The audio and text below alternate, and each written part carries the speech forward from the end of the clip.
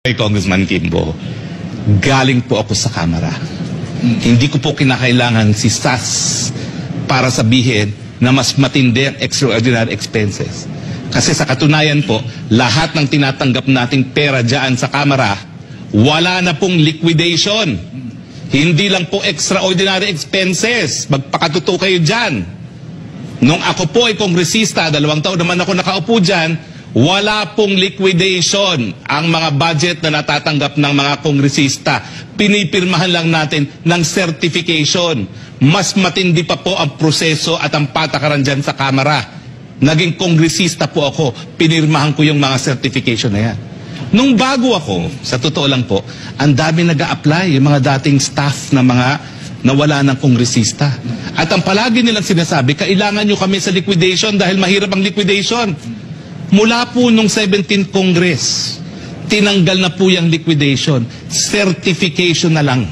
Yan ang extraordinary expenses ninyo. Confidential and extraordinary expenses. Lahat ng natatanggap ng congressman. Magkano yan?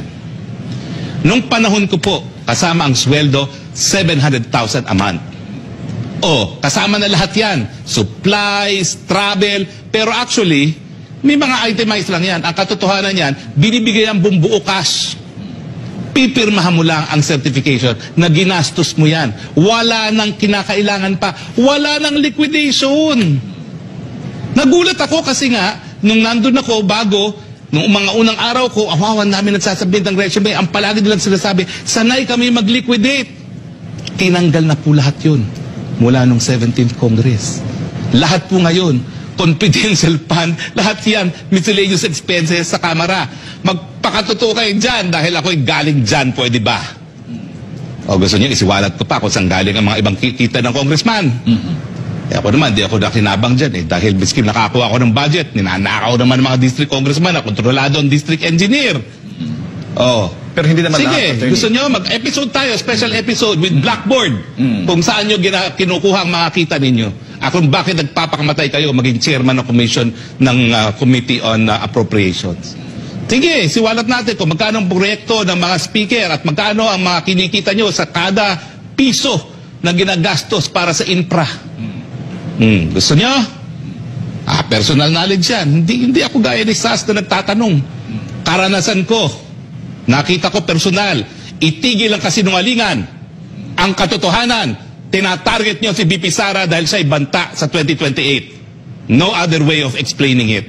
Mahiya kayo dahil bakit si BP Sara lang ang tinarget nyo, hindi mga sarili ninyo. Diba? Kung talagang kayo'y nagmamahal sa bayan, kung talaga kayo, dais nyong ibigay ang pondo sa West Philippine Sea, yung sarili ninyong mga miscellaneous funds, ibigay nyo para sa West Philippine Sea. Huwag yung sasabihin you are on the right side of history, tatanggalin yung isang opisina lang ng Vice President, pero yung sa inyo, tatago nyo pa rin. Hypocrisy is that is the right word for you. Right place of history, mahiya ka nga dyan. Wala ka nga dyan liquidation ngayon sa House Pirma laki ng pirma dyan. Certification lang ang kailangan dyan. Tapos, ang gagaling, we are on the right side of history. Anong right side of history? Parang mali ang history alam mo. Sige kayo. Huwag niyo akong hamunin. Ako nakikisama. Dahil minsan nga ako yan ang kultura dyan Makisama ka, kaya tahimik ka dyan. Pero huwag kayong magsisinungaling at huwag niyo kayong asahan na mananahimik yung mga taong nakakaalam talaga kung anong patakaran dyan sa House. Magpakatotoo po tayo lahat. Lahat kayo, kailangan nyo niyang confidential fund. Bakit? Lahat kayo mga politiko namimigay na kung ano-anong pera kung kani-kanino. Pipilayin nyo lang yung kalaban, kaya tatanggalan ninyo.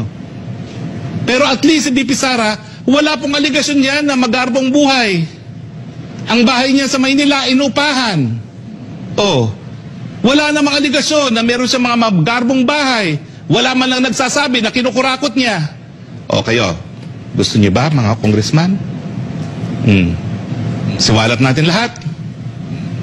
Tigil po ang hypocrisy. Magpakatotoo kayo lahat dyan. At saka, dapat sundin natin yung tinatawag na hindi lang due process of law, equal protection of the law. Kung tatanggalin ang confidential funds dahil kinakailangan doon sa West Philippine Sea, lahat tanggalin. Huwag mag-single out ng isang opisyalis lamang. Dahil pag nag-single out, obvious, namumuliti ka. At pwede ba, sa panahon na pumutok na naman ang labanan sa Israel at Middle East, na alam natin na baka magdoble na naman ang presyo ng gasolina dahil dyan, itigil na muna yung pamumulitika. Ako, umakit ako sa entablado ni PBBM na talaga ang pamilya, linabanan ko. Bakit? Dahil naniwala ako na sa dami ng problema ng COVID, ng Ukraine, kinakailangan talaga yung pag-iisa na yan. Bakit yung sisirain yung pagkakaisa na yun? Hindi naman kayo umakit dyan sa entablado na yan. Itigil yan, mahiya kayo. Sa panahon na ang daming paghamon, uunahin nyo ang inyong mga personal na ambisyon. Nasaan ang kaluluwa ninyo? Meanwhile, pwedeng magdoble na naman ang presyo ng gasolina. Uunahin nyo yung, idadivert nyo yung issue dahil wala kayong magawa sa pagtaas ng mga presyo ng bilihin. Pupuruhan nyo yung kalaban nyo sa 2028. Mahiya kayo! Bagay, wala naman talagang hiya na sa politika. Yan ang katotohanan.